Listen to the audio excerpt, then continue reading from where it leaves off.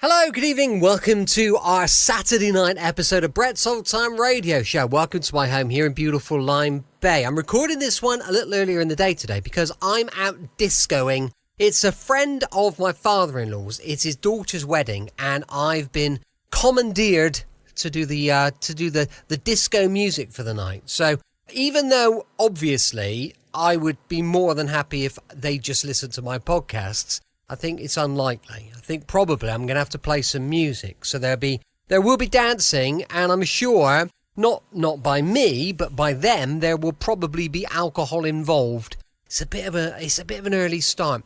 People are arriving from 6 o'clock, so it's going to be a long night. And I'm not getting any younger. So we'll see how it goes. I'll let you know exactly how it went, as you can imagine, because I do love to share what's going on. Now then, we've had a lovely day today. We've been out and about. If you've seen my social media, you'll see that we've been out for a nice dog walk across Beer Head. And also, we took a little trip down onto the beach as well. We went to the garden centre. We're going to stop there's a lovely little sort of farm shoppy type thing. It's called Joshua's, and it's in Ottery St Mary. And we love Joshua's. They do lovely food in there, and they just do all manner of bits and pieces. Next door, there's a pet shop. So we had a little wander around the pet shop. We planned to go to Joshua's for lunch, and it would have been lovely. Instead, we went into Otter Nurseries. Now, can I just say, Otter Nurseries, which is a huge garden centre, we have been regular visitors there, Vicky and I, maybe 30 years, which gives the age away a bit. However, they've gone very commercial. And whereas it used to be absolutely lovely, the food was fresh and it was wonderful. And you'd have a cream tea. And what we always used to order, because cream tea used to be 2 lovely, fresh, homemade scones, or scones if you're posh, with plenty of jam and clotted cream. And then we'd order an extra tea. So we'd order a cream tea and a tea. And it was tremendous. It was just splendid, and it was so tasty. We had a cream tea, and you get a limited amount now of jam and a limited amount of cream, 1 scone, which is fine. However, they are not in any way fresh. We had a jacket potato as well. Used to be lovely. Now, personally, I wouldn't recommend going there for food, because it's very commercial. It's all about numbers now. It's all about getting as many people through as you possibly can. They've even got the electronic order thing on the entrance. So all the personal touch is gone. We used to know all the people that worked in there, and we'd chat to them, and it was lovely. All gone. All gone. I know times have changed. I get it. But it's always sad, isn't it? Let's get happy. Welcome to another episode of Brett's Old Time Radio Show. Thanks for joining us once again. I'm Brett, and I'm your host for our Nighttime Podcast. Welcome to another episode. We've got Facebook, Instagram, and YouTube. They're all called Brett's Old Time Radio Show. Give us a follow. You'll see loads of little video clips and stuff on there because, well, we just try and keep you up to date with everything that's going on. Also, we've got a supporter page. That's at patreon.com/Sunday Night Mystery. Time now for our Saturday night adventure with insurance investigator Johnny Dollar. First broadcast on the 9th of June, 1951. It's called The George Farmer Matter. From Hollywood, it's time now for Edmond O'Brien as... Johnny Dollar. Mitchell Dollar. Oh, swell. Take some warm milk. You'll be asleep in an hour. I'm sorry to wake you up, but this is important. Okay. How fast can you get to New York? Pretty fast. If you let me get out of bed and slip on some clothes, I might make it in a couple of hours. Well, it's 5:30. Get to the New York office by the time it opens. Unless I get a 40-mile tailwind, you're going to be an awful liar. What's this all about? A double indemnity. A man named Farmer burned to death. He has a wife. She gets $100,000 unless... She likes fires. Okay. I'll get out of bed.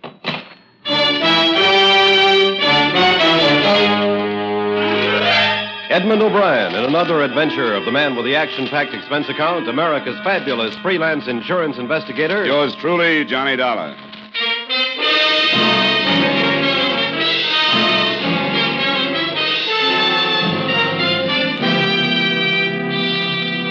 Expense account submitted by Special Investigator Johnny Dollar to Home Office, Great Eastern Life Insurance Company, Hartford, Connecticut. The following is an accounting of expenditures during my investigation of the George Farmer matter. Expense account item 1, $5.80 for gas and a cup of coffee between Hartford and your New York office. Oh, come in, Mr. Dollar. Mr. Mitchell called me this morning. 5 o'clock, said you'd be here. He called me at 5:30. He must have been very sure you'd take the job. He's familiar with my bank account. Here are the briefs on the case. Mr. Farmer was on his vacation in the Catskills, a place called the Sportsman's Retreat. Uh-huh. This is the correct address on the wife? Yes. Oh, excuse me. Yes? Who? Oh, put him on. Yes, hello, Dr. Evans. Yes. Farmer? George Farmer? Yes, that's right. Our investigator's here now. All right, I'll have him come right over. Certainly. This is Dr. William Evans, one of our insurance doctors. He says he has some information on the Farmer case. Oh? He was the one that okayed Farmer for the policy. He's in the Equitable building. You better go on over. He says it's rather important.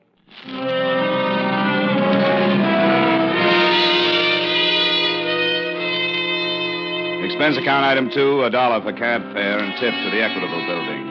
You may ask why I didn't use my car, in which case I may ask if you've ever been absurd enough to wheel your own car through early morning New York traffic. As my cab pulled up at the entrance of the Equitable building, I spotted a large crowd, several police cars, and an ambulance. All right, just keep it back. Okay, you. Where do you think you're going? What happened? Some guy jumped 8 floors. A Dr. Evans? I don't know. What makes you think it was this doctor? I haven't had an easy case in 2 years. What did you bet his name's Evans? Hey, Jake, any identification? Yeah. Some doctor works the building. Name's Evans. Be glad you're not a betting man, Sergeant. Wait just a minute, you. Sure. Hey, Jake, come here. Where is it? This guy knew who the guy was who jumped. Yeah? Knew who it was before he ever saw him. Didn't even know the guy had jumped till I told him. And he just up and bet me it was this Dr. Evans. What's your name? Johnny Dollar. I think you better come up and see a lieutenant. I think I better, too. Jake followed me into the building and took me up to the 8th floor where I met Lieutenant William Briggs, a nice guy who worked for homicide and had done me a few favors in the past. Hi, Dollar. Hello, Bill. You know this guy, Lieutenant? Yeah, why? Where'd you find him? He knew the guy who jumped. I made a guess.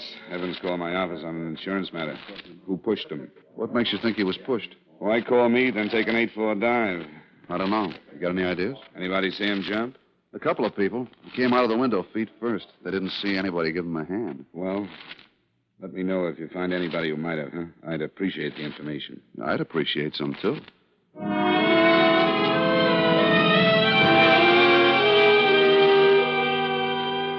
Expense account item 3, $1.50 for another cab to the home of Mrs. George Farmer.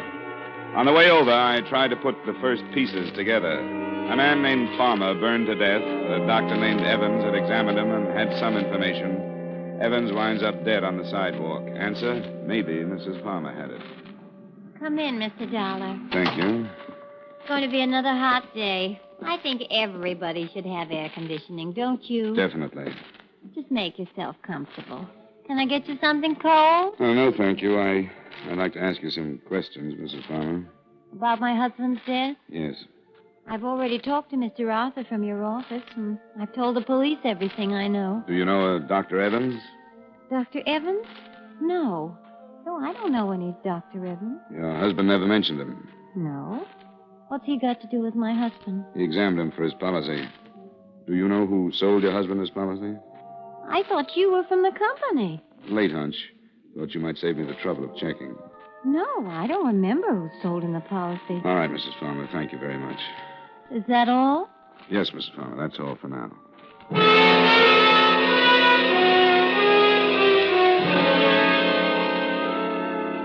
Expense account item 4, $1.15 for another cab back to the offices of Great Eastern Insurance, where I looked up the name of the agent who sold Farmer his policy. He was Martin Ames, and he lived on the east side. Item 5, 10 cents by subway to the east side. Not conscience-stricken, just tired of cabs. Yes, what is it? I'm looking for Martin Ames. Hey, take it easy. What's wrong? I'm Mrs. Ames. I was just on my way to the hospital. Martin's been in an automobile accident.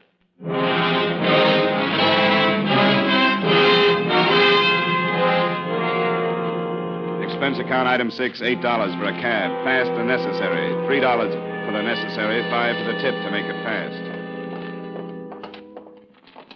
Nurse?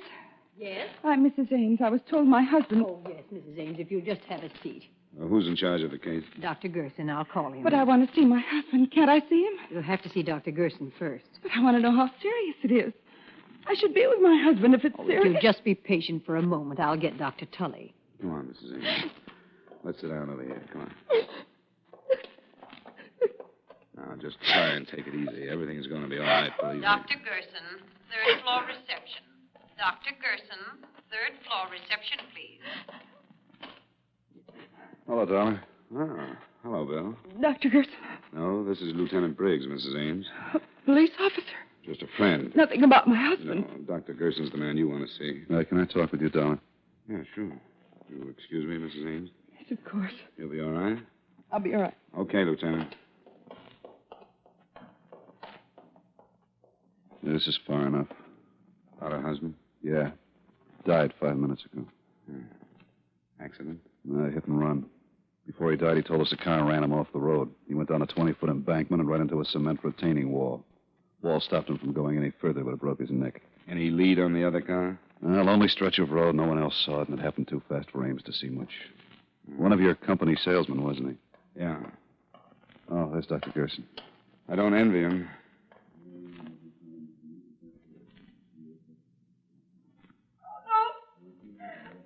Oh, dear God, no. Come on, Briggs. This is turning into a rotten mess.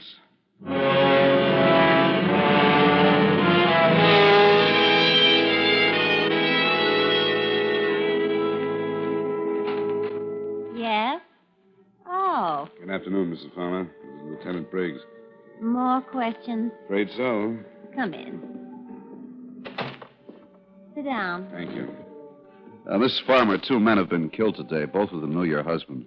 What are you getting at, Lieutenant? I'm not sure. Where were you at the time of your husband's death? Right here. Right in this apartment. Why didn't you go with him to the Catskills? Because I didn't feel like it this year. He's been going to Catskills every year for the past 15 years, and I was getting tired of it. Are you trying to imply that my husband's death was not an accident? We're just trying to find out why 2 men were killed. What have these 2 men got to do with my husband? Who are they? One was the doctor I mentioned this morning. I told you I never heard of him. The other was the insurance man who sold your husband this policy.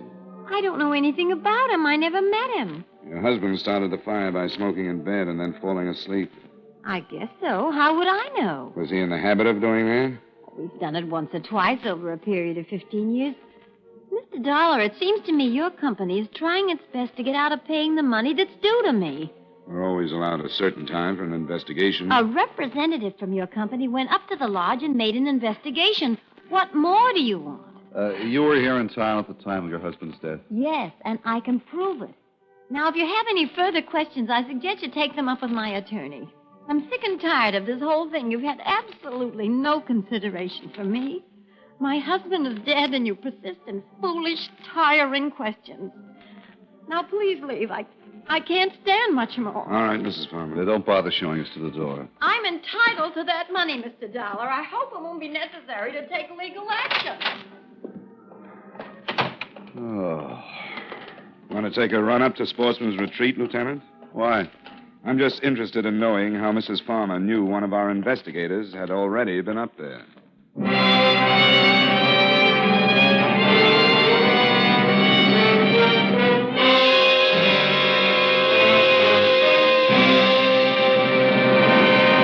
We will return you to the second act of yours truly, Johnny Dollar, in just a moment.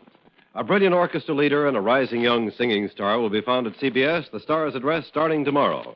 Guy Lombardo and his famous orchestra are taking the place of Jack Benny, and Mario Lanza, the sensational tenor of records and films, will be heard on most of these same stations in place of Edgar Bergen and Charlie McCarthy.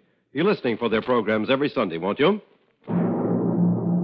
Now, with our star Edmond O'Brien, we return you to the second act of yours truly, Johnny Dollar.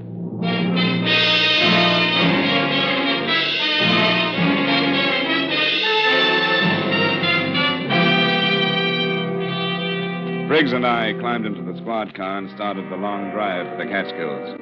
Around 7 in the morning, we turned off the main highway and onto a dirt road. A sign reading Sportsman's Retreat 2 miles pointed the way, and 20 minutes later, we were pulling up in front of the main lodge. Oh, I got a stiff neck. Man coming out of the lodge. Well, morning. Good morning. Well, I suppose you could... Oh, police car, huh? Yeah, I'm Lieutenant Briggs. This is Mr. Dollar. Oh, Mr. Well, howdy. You up here about Mr. Farmer's death? Yeah, unofficially. You run the place?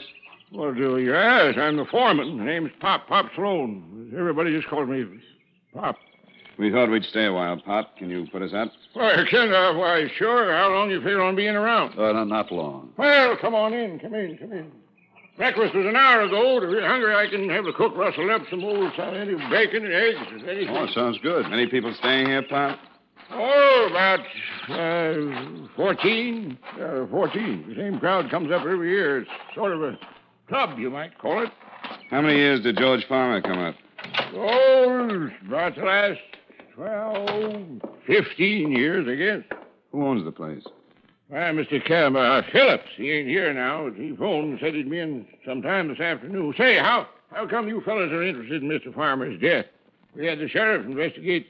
Some insurance fellow was up here for 3 days. You're a little late, ain't you? Well, there are a few things we haven't cleared up, Pop. Sure appreciate some help. Well, yeah, I'll give you all the help I can. I'll go get some breakfast for you, and then we can gab a while, eh?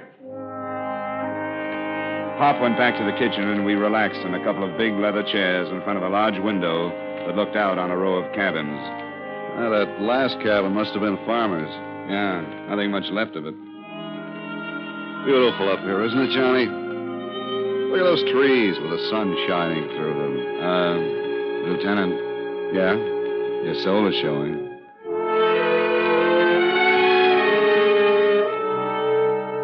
It was beautiful, all right. The cabin stood in a clearing, fronted by well-kept paths and backed by tall trees. Pop came in with enough bacon and eggs to feed a platoon of tapeworms, and we talked. Hey, where is everybody, Pop? Oh, out fishing. We get up about 4:30 around here. Many of the men bring their wives? Bring their wives. Well, some of them. Mr. Farmer used to bring his up every year. He was the most beautiful, fine-looking woman, Mrs. Farmer.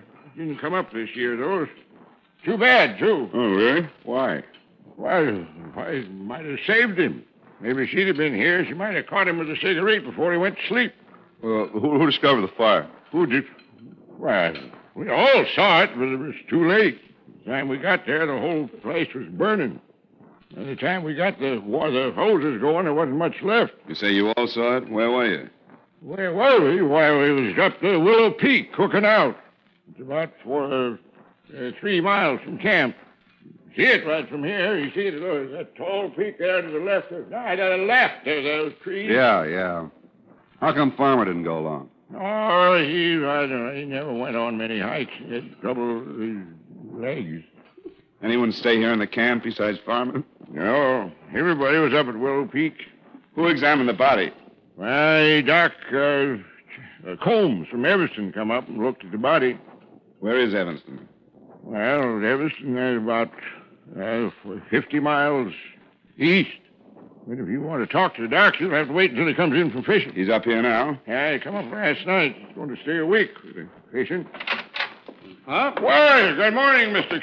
Phillips. Didn't you expect you till this afternoon? This is Mr. Phillips, the owner. How are you? Hello. Some more police fellows, Mr. Phillips. Oh, about Mr. Farmer's death? Johnny Dollar. Yeah, I'm an insurance investigator. This is Lieutenant Briggs. He's the policeman. Well, I thought you both... I've got some bags in the car, Pop. Would you get them, please? Would you get... Well, yeah, sure. We just want to ask a couple of questions, Mr. Phillips. Oh, I thought the authorities were satisfied. Where were you when the accident occurred, Mr. Phillips? Well, I was on my way here from the city. I arrived about an hour later. You live in the city? I have a house there. I divide my time between there and the lodge. Tell us something about Farmer, Mr. Phillips. What kind of a man was he? You fellas want any more breakfast? No, thanks, Pop. Go ahead, Mr. Phillips. Well, there really isn't much to tell. Farmer was a nice sort of guy, quiet. Do you have any trouble with him smoking in bed before? Several times. Nearly started a fire 2 years ago. Wouldn't that make you watch him a little more closely? His wife came up with him every year, but this one, She was usually near enough to prevent any trouble. Isn't your company satisfied, Mr. Dollar? Routine. How long did Farmer usually stay here? Oh, a week, 10 days. However long his vacation lasted. He was in the advertising business, wasn't he? I believe so. How much did it cost him to come up here every year? Oh, anywhere from $200 to $300. He was tight as the devil, known for it. This was the only luxury he allowed himself. He'd tell everyone he'd save all year just to come up here and relax for a week. Lieutenant, Mr. Dollar, here comes Doc Holmes. What's got his limit? You interested in talking to the doctor? Yeah, Pop tells us he was the one who examined the body. Ah, what did you get, Doc? Hi, Pop. Got my limit. Well, good for you. Come on over here. Couple of fellas want to talk to you. Well, how are you, Phil? Pop said you weren't due in till this afternoon. I'm fine, Doc. This is Lieutenant Briggs and Mr. Dollar. How are you, Doctor? Police? Him. The other's an insurance investigator. I want to ask you a few questions. Clear up a few things about George Farmer getting burned to death. All right. Thanks, Pop. What happened? Hey, How about having a cook clean up those fish, Pop? The fish? Well, all right, sure. I don't think I could tell you much more than I've already told the sheriff. Did you know George Farmer prior to his death? Yes. Over a period of, 10 years. Did you identify the body? Well, not at first. It was pretty badly burned. Not at first. Well, how were you able to identify it later? Well, when they told me that George had a broken wrist, I found the broken section of bone and identified it. Broken wrist? Yes, Mr. Dollar. When George arrived, his lower arm was in a cast. He told us that he'd broken his wrist the week before. What day did he arrive? Tuesday of last week. Which wrist was broken? The right one. Would you say he could move his fingers well enough to write? Depends on how recent the accident. What are you getting at, Dollar? Do either of you know where Farmer had his wrist treated? No. Dollar, would you mind letting me know? Briggs, can you call the precinct and have a man check and find out where Farmer had that wrist treated? Sure, but I don't see why. George Farmer had to sign that insurance policy, didn't he? Well, he could have done it with his left hand.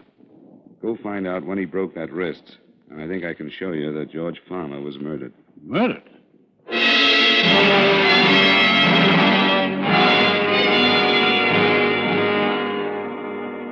We all waited while Briggs put in a call to his precinct and sent a man out to check on where George Farmer had his wrist treated. Around noon, the call came in. George Farmer broke his wrist on the 26th of last month. That tears it. Was treated at the Olive Hospital. 3 weeks ago. Stayed one night at the hospital and went home. What date did he arrive here, Mr. Phillips? About the 4th. 2 weeks after the accident. He died on the 11th. That's right. Been here about a week. Dollar, would you mind telling me just what you're driving at? The insurance policy went into effect the 22nd of last month. The first claim on George Farmer's policy was the double indemnity clause, not an accident claim for a broken wrist. Come on, Briggs. Let's go back to town. Talk to Mrs. Farmer.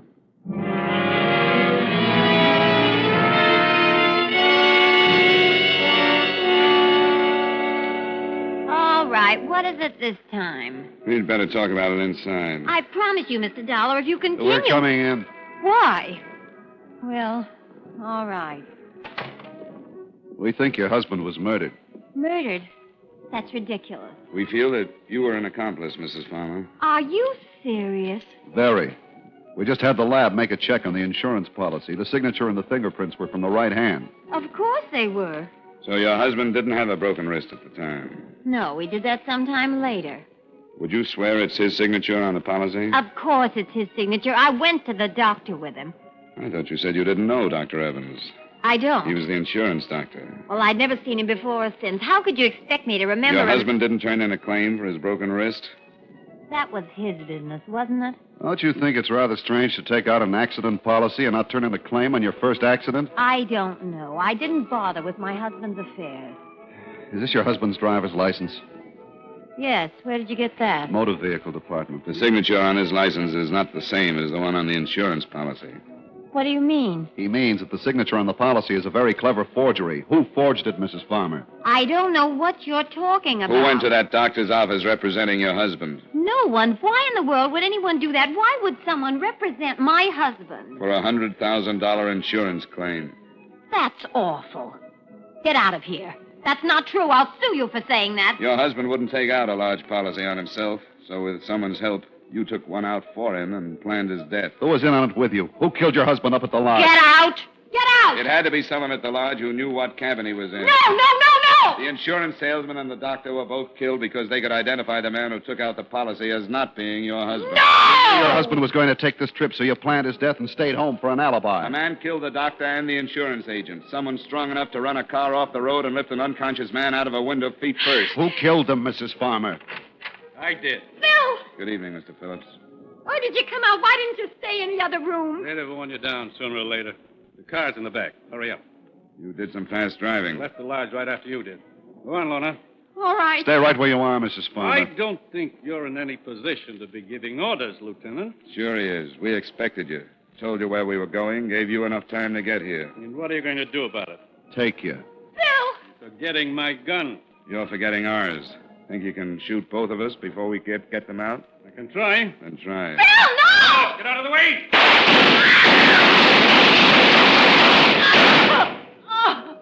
Dollar? Okay. Just a little scared. Girl's hit. Phillips is pretty dead. Mrs. Farmer? Yes. I'll get an ambulance. You want to tell me about it? Oh, all right. Don't make any difference now. Phillips killed your husband and the other two men? Yeah. We fell in love 3 summers ago. But he planned it. The whole thing was his idea. Sure, I know. The state is pretty narrow-minded about those things, honey. A guy like that gets ideas and gets dead for it. If you like his ideas, you just have to get into some kind of trouble along the way.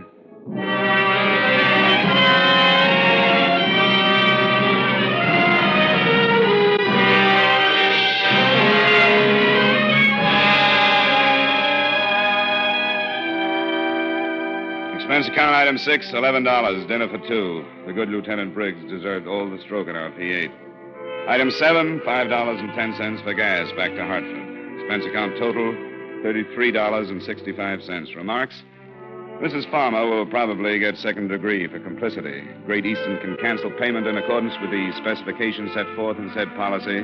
Additional item, 12 hours good solid sleep for yours truly, Johnny Dollar.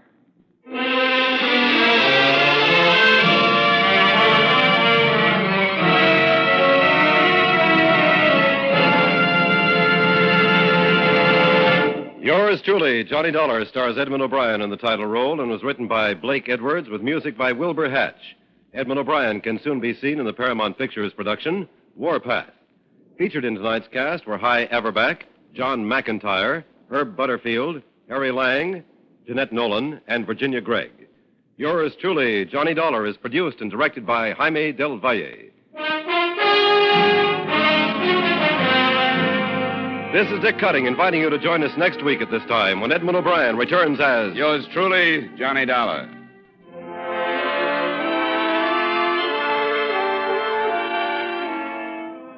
It's the case of the uninvited guest that'll bring you true police adventures on Gangbusters this evening. Your narrator will be San Francisco's police chief. Gangbusters is heard every Saturday on most of these same CBS stations. Stay tuned now for 5 minutes of the latest news, which follows immediately over most of these same CBS stations.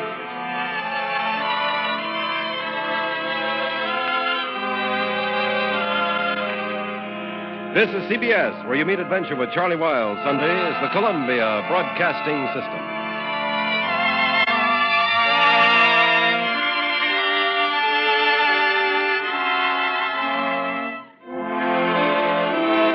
Welcome back. Hope you enjoyed our latest adventure with insurance investigator Johnny Dollar. More adventure tomorrow with The Man Called X, going live from 5 p.m. GMT. Don't forget, we've got a supporter page, patreon.com/Sunday Night Mystery. Thanks for listening. I'll be with you 7 days a week, each and every week, and I'll see you tomorrow on Brett's Old Time Radio Show. Love you. Bye.